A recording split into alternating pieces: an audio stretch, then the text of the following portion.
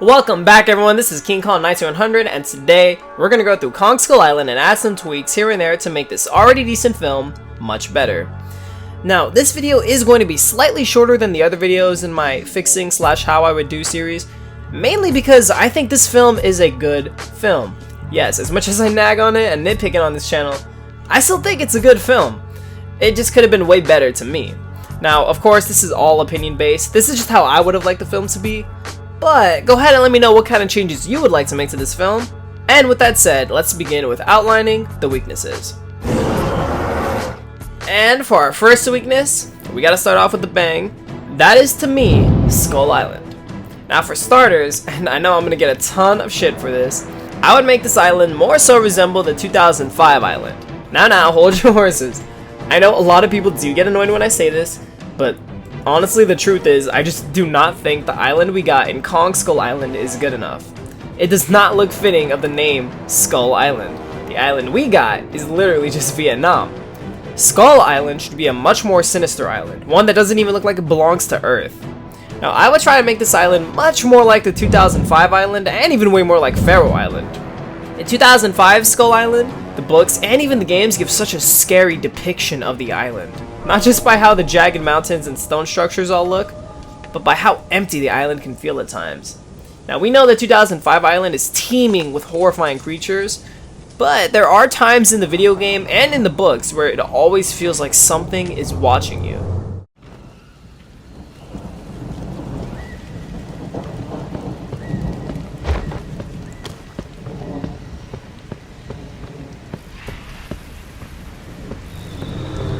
The entire island can just feel totally barren and empty. In the jungles, you can hear the sounds of twigs snapping and leaves moving. You turn around and nobody's there. If you're in the village, especially in the game, you can hear sounds of the natives very far away and some that sound like they're 3 feet away from you. The point is, there's this creepy ambience that always seems to follow you no matter what. It will always feel like there's someone or something following you. You can hear the sounds of creatures and natives wailing in the distance, and that would just seem terrifying. And yeah, like I said, the terrain could use some work, could really feel much more jungle-like and rock-like. Of course, there are swamps, but I would stick with swamps being in the more jungle-like areas. The beaches don't even have sand from what I know in 2005 and in 1962, so that is something that should remain as well. And while I would prefer the natives of the 2005 island, I can get behind the iwi as well. Can I get any more nitpickier? Why, yes I can. The monsters.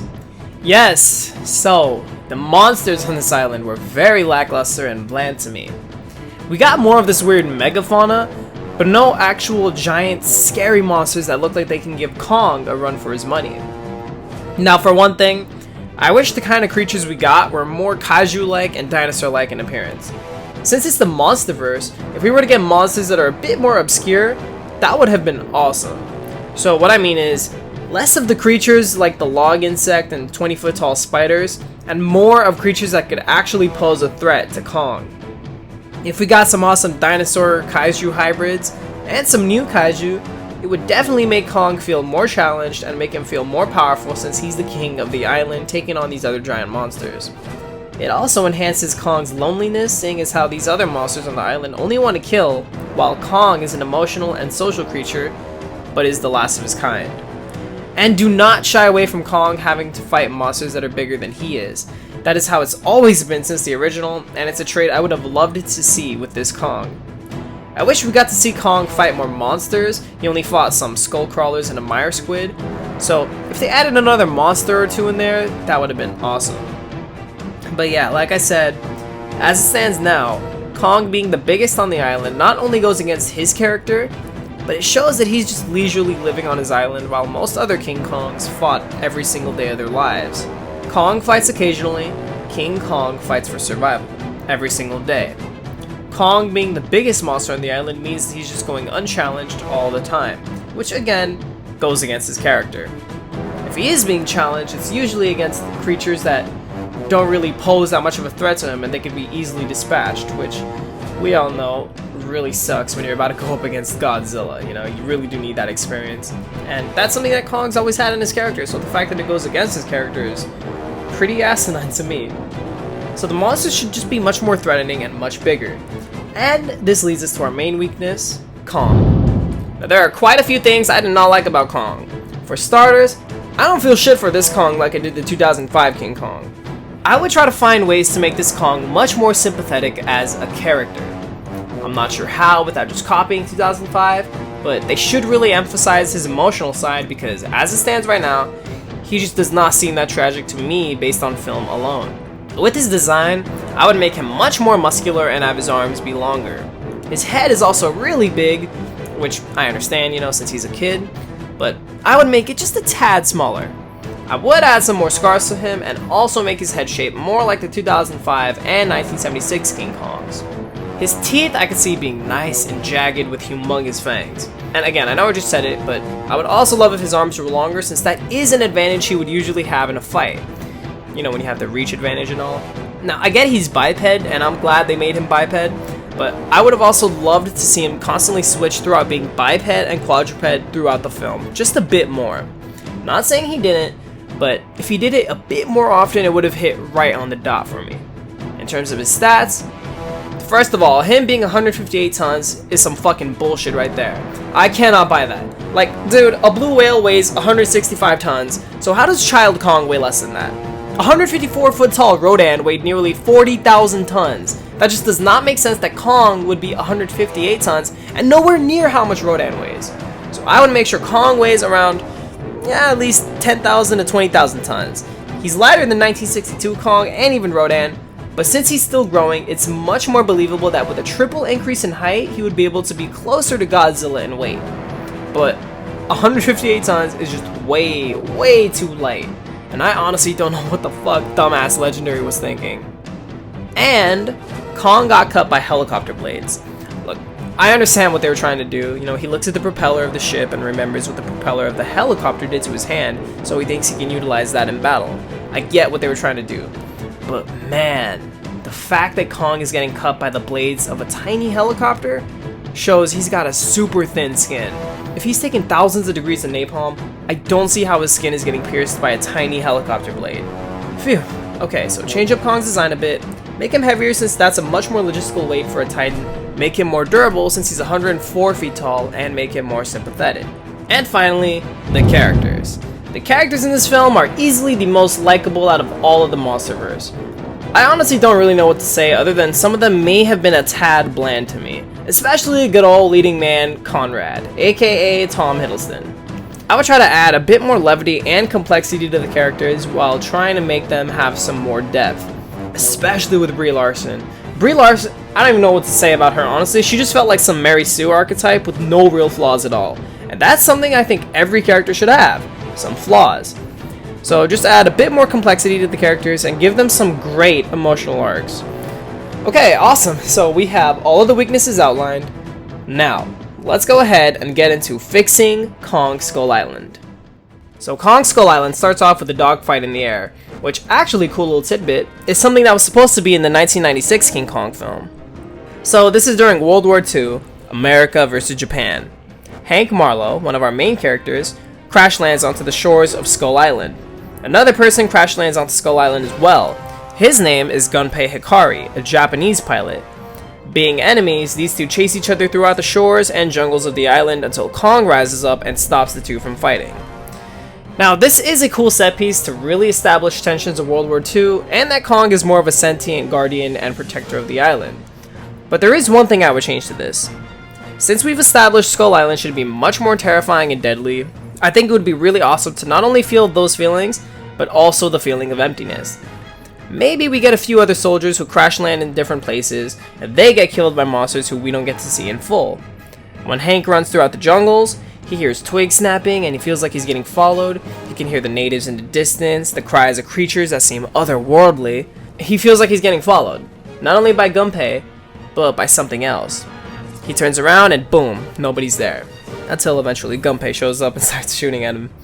But the following events would proceed just like in the film. And then we get to see Kong's silhouette as he roars at them. That would be an awesome opening scene. I'm going to mainly gloss over the human parts since they seem pretty decent for the most part. So fast forward to the military versus Kong. This right here is by far one of the best battles I have ever seen when it comes to Kong. One of the best. The only thing I would add to this is to show he doesn't get cut by helicopter blades, and that he can actually take a few missiles and rockets without notable damage. That should put him up there as a force to be reckoned with. We get our awesome battle, and Kong defeats the helicopters before walking away. And now we arrive at Act 2, the real meat and potatoes of the film. Now, I would hope this is the strongest act. Show how fun yet scary the film can be at times. So Packard's group reunites, and so does Conrad's group. The goal is to get to the other part of the island in 3 days or less to meet with the rescue team. So we have a clear goal in mind, and there's also conflict, which is, the hazards of the island, and Packard's eventual gripe he forms with Kong. So we're with Conrad's group, and we encounter the Sker Buffalo, and I actually like that moment. We cut to Packard's team, who honors the men they lost, and they get on their way to find Chapman and the munitions. We see them in the bamboo forest, and this is yet another awesome scene. Now, I can deal with the bamboo forest on Skull Island. It's just weird that they're able to kill the mother longlegs with their sidearms. Honestly, I would have just made that spider much more durable and just require more, like maybe a few grenades, just to really solidify the fact that we are not on a normal island, in case you didn't already get that idea from seeing Kong. But hey, at least that one wasn't fully grown, so I think it's fine. See, I'm not going to be as in-depth with this film as I was with G14, because this film is already just really cool to me. I only have a few nitpicks with the island and Kong, and not really with the plot itself. Anyways, let's keep moving. So after the spider scene with Packard, we check up on Conrad's group. They come across these ruins. Now, at first, I would show the natives to almost be just like 2005's with their violence and all, but once Marlowe diffuses the situation, we see that they're just only a peaceful group of people. They only felt threatened, what with the bombs constantly being detonated on the island, and even with the group aiming their weapons. So, yeah, again, not much to say here. This is an awesome scene. Next up, we see Chapman at the river. So one thing I would change here is that I would make sure the terrain is much more like what we described. Show us that there's a lot of overgrowth and jungle-like terrain, maybe include some rapids, and even include some massive trees that are like 80 feet tall on the low end. Something really unique like that. We get to see Kong come in, and he then fights the Mire Squid. Now, I would show that the squid has boiling ink, because it does, if you don't already know. And I would also make the Mire Squid a bit bigger, more like around 140 feet rather than 110 feet. Kong just fighting a Mire Squid is kind of boring and quick to me, so if we saw him also fight a Plesiosaur-like monster or a Pteranodon-like monster, that would also be very cool. I mean, if we're going for some fun, you might as well go all out and give us an awesome fun fight. After that scene, we cut to Expositionville, and we find out more about the Iwi and Kong. And I really like seeing Kong mourn his parents and is shown to be as a god to the Iwi. We also get some cuts to Kong while the exposition takes place. And I like the fact that he takes on 2 of the smaller skull crawlers by himself. That's pretty cool, and a quick little expository scene. We then get to see Packard's group trekking through the scary swamps of the island. Cut back to Conrad's crew as they fix the boat, get a nice little montage of the boat getting fixed as Weaver takes photos of the Iwi, and then we get to see a fallen Sker Buffalo trapped underneath a helicopter. Seeing Kong actively protect the innocent lives is absolutely fantastic. Like, not only does that scream protector vibes from Kong the Animated Series, but it also would just really paint Kong as an empathetic character. Every day would be a fight for survival for him, yet he has to constantly face these creatures in order to live up to being the protector of the island. He has duties as well, keeping the Hollow Earth in check and retaining the peace and balance of the island. So I really love that bit as well. It's subtle, but it's still there. Fast forwarding, they end up fixing the boat, and we get to see Marlowe say goodbye to the Iwi. This scene is so well shot, and it's just a really good scene. Anyways, I'm gonna skip ahead a bit since it's mostly just characters and dialogue, but we do get a nighttime scene, and the only thing I would change is the Aurora Borealis. I can't mess with it, dude. Maybe on Monster Island, sure, but Skull Island? Can't do it. I'm gonna gloss over a lot of the plot now since I just don't really have much to say. I mean, the river should have some deadly creatures in there, but since there wouldn't be a lot of time for another action set piece, I guess we could just ignore that for now. Maybe show creatures are stirring in the waters below. Like, that would totally build fear and suspense, and just a ton of relief once they get off the boat. With the boneyard, I would just make the skulls and skeletons of Kong's parents around 300 feet, since we know that's how big fully grown Kongs are. But yeah, no, the Boneyard is such a fantastic sequence as well. I also really like that, and it was a really nice addition to the Kong mythos. But yeah, that's it for Act 2, and now we're entering the third act, the big one, Act 3.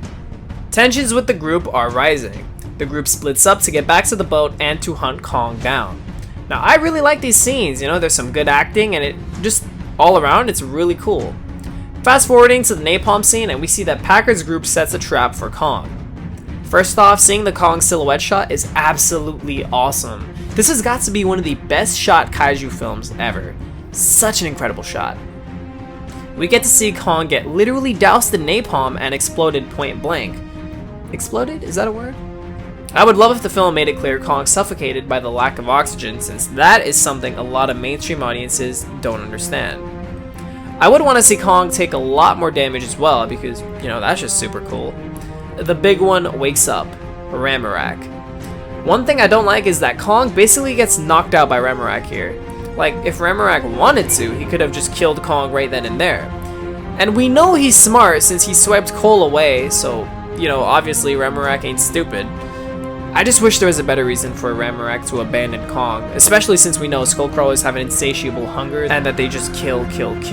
Like, there's no way the big one would have just left Kong. So, this is like a huge part, but Ramarak should be probably around 120 to 150 feet tall, just a lot bigger than Kong himself. That would make him seem way more challenging, and also the fact that he's way more athletic than Kong. I mean, you know, more flexible, more agile, faster.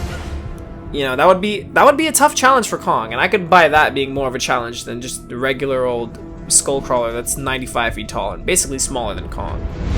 So anyways, oh yeah, also for his weight, I would definitely have him weigh, I mean, if you want to make him weigh less than Kong, I would, if he's being 150 feet tall, I would see him being, you know, way more than Kong. Probably by, you know, if we establish Kong as 20,000 tons, I would say Ramarak should probably be around 25,000 tons. 25 to 30,000 tons. So anyways, let's get into the main fight. I would have loved to have seen this Kong far more athletic, you know, in that he jumps a bit more in fights and really uses his arms and legs in battle like 2005 King Kong did. This Kong seemed far more just stiffer and slower and glued to the ground, which, you know, in a fight, that's gonna kill you. So that's something I would have changed up. Ramarak has a sharp blade-like tip of the tail, so seeing him stab Kong with it would have been quite the spectacle. I also would have liked for the battle to be a bit more longer, but yeah, you know, other than that, the final battle is awesome. And the ending is great too. And the end credits scene is just amazing. And that is it from me, everybody. I'm sorry that this video is shorter than the other videos in my fixing / how I would do series. In all honesty, this film doesn't have that many problems. There's just a few nitpicks I have here and there. This is a decent film. I guess I just had a lot more to say about Godzilla 2014 and Godzilla King of the Monsters. But yeah, everyone, you know, please remember these are just some of the minor tweaks I would have personally made to the film. So if you have any of your own, please leave them down in the comments because they truly fascinate me and I would love to read them. And I hope you guys enjoyed. More to come soon. Please leave a like, comment, and subscribe for more. This is King Kong 19100 signing out. Bye-bye.